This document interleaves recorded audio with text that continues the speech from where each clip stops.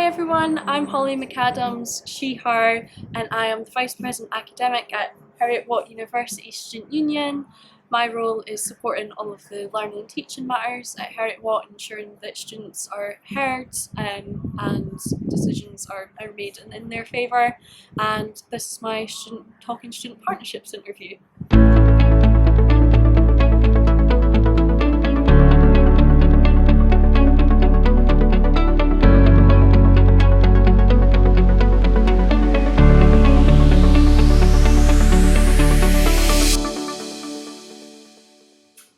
Hello and welcome to our Talking Student Partnership interview series. I'm Chase Greenfield, he, him, a development consultant at Student Partnerships in Quality Scotland. Today I'm delighted to be joined by Holly McAdams for a conversation around assessments, transnational education, and of course all things partnership. Welcome Holly, how are you doing today? I'm good. Hi Chase, thank you so much for taking me to take part in this video. I'm so excited to share some of all the key things. Yeah, I'm really excited we get to talk today too. And I'd love to just start at the beginning of your journey. So if I'm not wrong, didn't you start here at the Student Union as an intern? And what was that journey like to becoming Vice President Academic? And how did you get to where you are today? Yeah, I think it's a really unique journey compared to how sabbaticals come into their role, because it was during my second year, so back in 2022, and I needed a job, and I saw that the union were looking for a marketing intern, so I thought I'm going to try that out. I applied, I was successful, and that was my introduction to the student union and what it does and what it could offer. From then, I learned about our department officers, who are lead academic reps, and I thought, wow, that's really interesting, I'd love to get involved in that. And as well, during this time, I got to meet the full-time officers and see the work that they were doing, and it was just incredibly influential, and I thought they were so cool. So I thought, that's what I want to do, how do I get to this? So I applied for the department officer role, was unsuccessful to begin with, yes. I was heartbroken the day I got rejected from that. It was so tough, but so the semester begins, I'm making plans to get involved and get awareness out there, and it turns out the person that had the position had to step down. Wow. So I was offered to come in, so I became the department officer for management and did that for 2 years, and then I ran in the elections. Can you tell me a little bit about what inspired you to run for a second term? Your second year here. So going back to my department officer role, I really enjoyed that work, and the way I view the department officer position is kind of like miniature versions of the Vice President Academic, because you're focused in on your department. So I really enjoyed the work that I was doing across the university and seeing the positive impact and working with the new set of department officers. So I really wanted to continue that going forward. Especially a lot of the academic remit goals that we work on, it typically takes a year or longer for it to follow through. So I thought, if I do another second year, I'll be able to see a lot of that come into place, which was nice. One of Heriot-Watt's defining features is its global approach to learning, with campuses in Scotland, Dubai, Malaysia, not to mention online provision. So I'm really curious to know, from your perspective in a student union that also has to operate transnationally, how do you approach kind of student partnership, student representation across at least 3 different countries? How do you do some of that? Yeah, so it is something that's tricky to do, especially with the time difference in Malaysia being a full working day ahead. So usually it takes time to communicate with them as well, which it can't be helped. We do have our student representative bodies in Dubai and Malaysia as well. So Dubai, it's referred to the Student Council, and in Malaysia, the Student Association.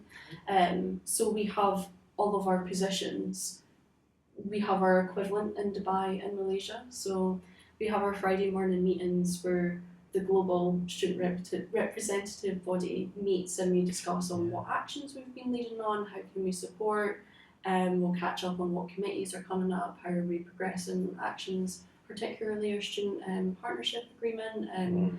All of our work is global, especially our policies as well. So I'm sure I'll talk about it later, but for example, lecture recordings, if we're bringing in a change of policy, it needs to be global. Wow. So it's really crucial and fundamental that we begin to work together on that as well. Grounding things back in Edinburgh, I know you've been working really diligently on the recording and capture of lectures and kind of taught conversations in classroom and content in classrooms. What's your approach to this kind of been like, and how do you see those recordings and resources benefiting students?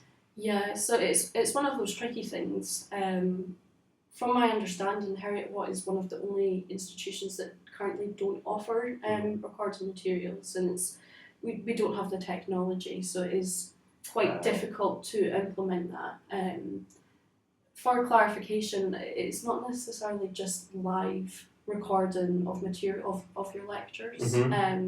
What we're trying to push for is that there's some form of audio or visual recording that is available for students. So it could hypothetically be a voiceover of PowerPoint slides. It could be a YouTube video demonstrating a lab experiment because you can't record that live. Or there's a relevant podcast to this theory that you've learned in business. The main purpose and vision of it is the accessibility area. Students with impairments can already record, so it removes that barrier. Additionally, if you're not able to make it to campus due to a medical appointment or the buses is running late, which is a very common problem in Edinburgh, it means you're not missing out on that critical feedback and in-class material as well. And especially like preparing for exams or coursework, it helps with that active learning piece. So that's something that is the vision. And for what I've been doing to work towards it, we do have a recording teaching recording policy in place. But what we've been doing is how can we look at consistently following this policy and get it in place. So working with our information services, IS team, our global representative bodies and various other academic staff, we're in the process of developing recommendations to move forward to help support the student learning experience. And as mentioned, again, flexible learning, part of our strategy 2035, recorded material ties directly into that. So I think it's going to play a key part in going forward. Another one of your projects as well is working with staff to improve feedback. You touched on it a little bit maybe already, but I'd love to know a little bit about how you're working with your reps on both this and lecture recording, if you're willing to dive into that. Yeah, of course. So as mentioned, we have our department officers who kind of, their role is to be the lead rep within their department or subject area. And then they report to, their class reps report to them. Great. So this is undergraduate level. We'll not even touch on postgraduate yet. So what we've been doing with our department officers is working very closely with them to develop their own goals. So at the undergraduate level, we've shared their NSS results, which is the National Student Survey, for their department, and areas for enhancement. Particularly feedback is on the lower end. So when our reps have came back, we want to improve our assessment feedback, I've shared this is the action feedback protocol that you can begin to implement within your department. As mentioned, I've also done a big institutional comms piece, so it's kind of like we're coming at it from two approaches. For our postgraduate research and taught reps as well, it's something that we also share that this could be implemented in your course and building it up from that sense. We provide them the support and resources on why we should be moving towards this as well. So yeah, it's something that's been really fun. It sounds like a crucial component to success with both this and lecture recording and others is like having that network of reps being able to say, right, you're informed, you know about this, you have some resources that you can go forward and talk about that are specific to your department or your area of study. Do you think that's a key to making progress and success? Yeah, and I think it's something really motivating and empowering for the reps as well, because it gives them their story that they can then share of when I was a student at Heriot-Watt, I was involved in X and I saw Y be implemented. So I think it's quite inspirational for them to lead on that and get involved, and it gives them ownership over that involvement in that project. So it's not just being led out by myself or the union or the university staff team working on it. Yeah, it's that shared collaboration. Absolutely. Speaking to that shared collaboration and partnership, I'm curious if you were to give advice to someone wanting to improve the way that their reps worked with teaching staff and vice versa, what would you say? What's a piece of advice you would give? Is it about sharing that data? Is it about something else? My advice would be to try and understand what are the priorities of the student reps, but also what are the priorities of the staff reps or the teaching staff. And how can you come to a mutually agreed priority of we want to improve the student experience, or teaching staff might want to improve their NSS scores. So it's okay, you could do this by changing this feedback. So you've got that shared understanding, shared goal of this is what we're working towards. It's something that I've really tried to push for, especially when making changes within departments.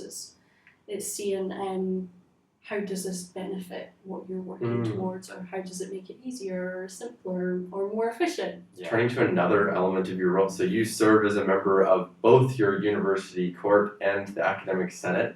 What's your experience been like in some of these high-level decision-making groups, governance structures within the university here at Heriot-Watt?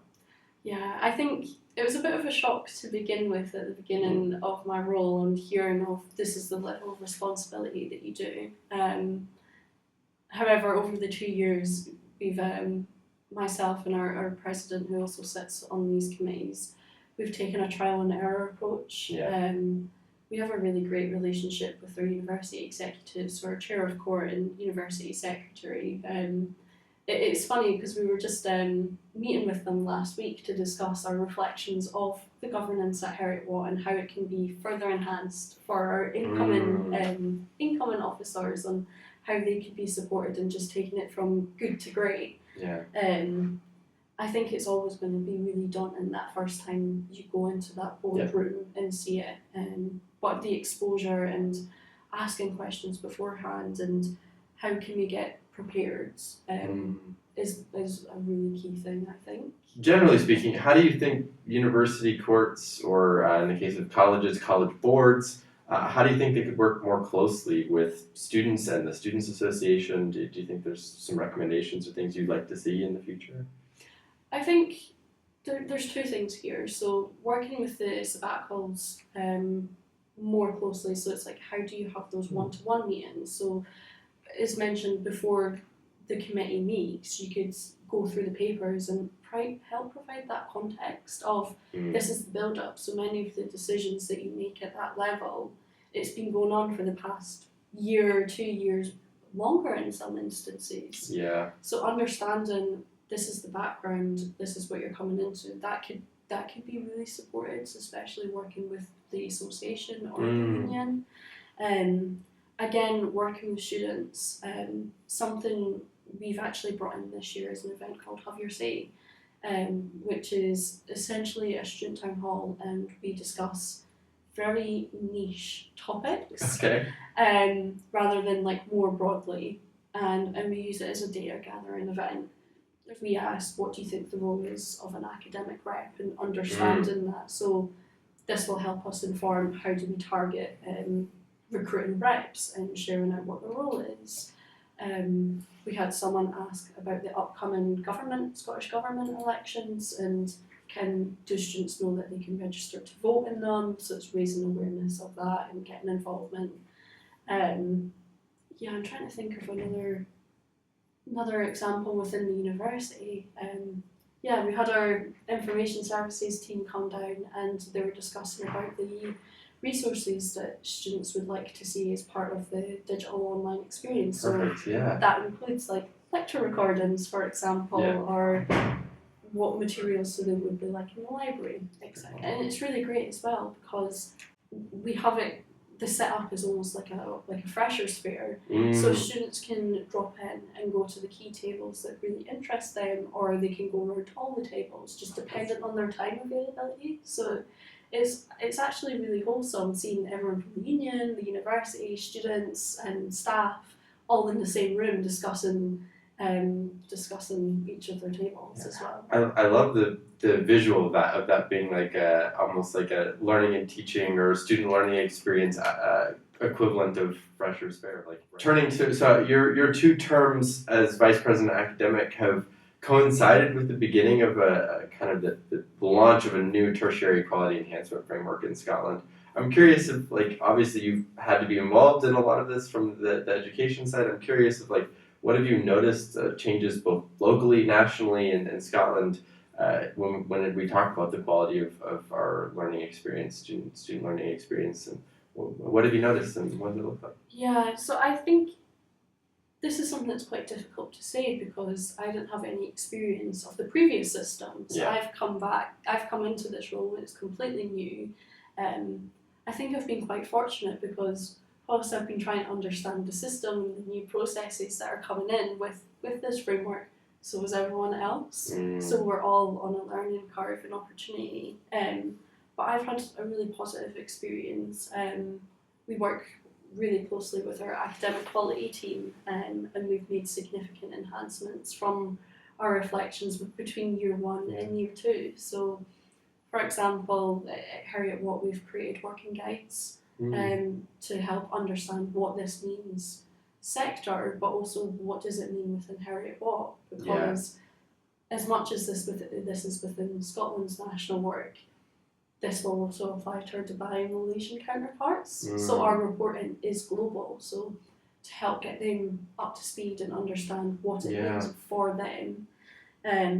Again, we've created pro forma documents that helps directly within to our SEEP.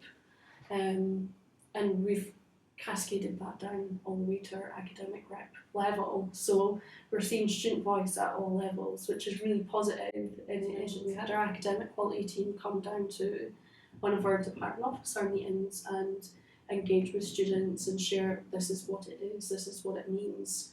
And then our reps got to go and complete these for their own departments.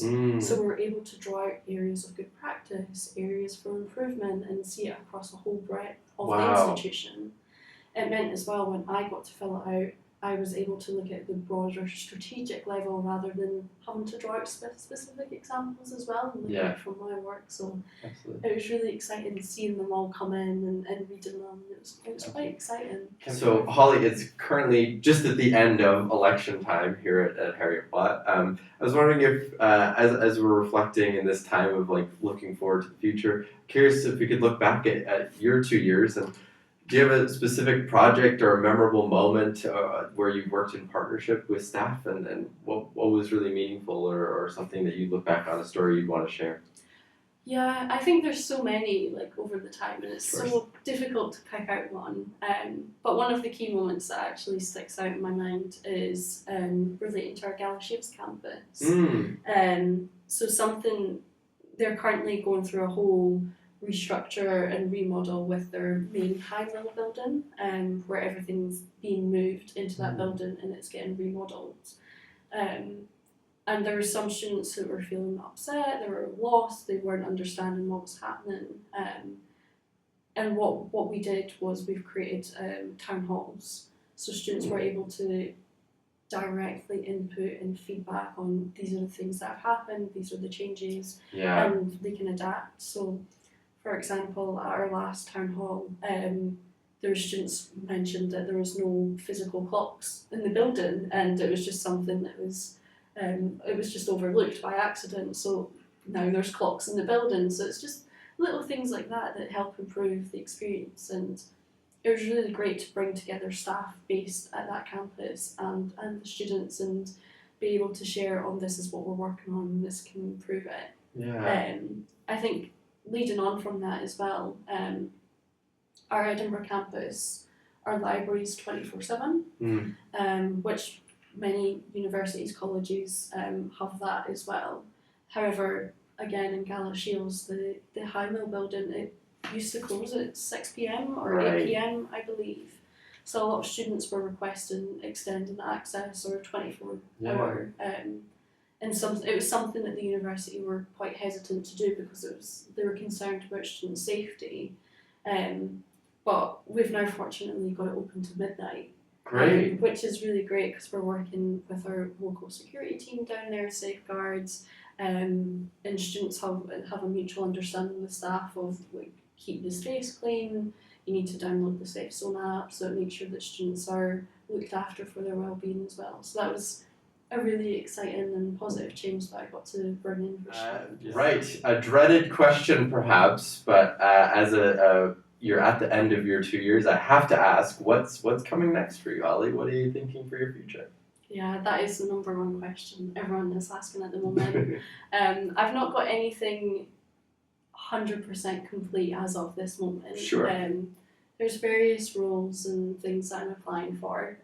I've really enjoyed working with students, so I'd quite like to stay in that area, whether that's going and working for a university, another student union, colleges, etc. Within the sector, it'd be really fun to stay in that.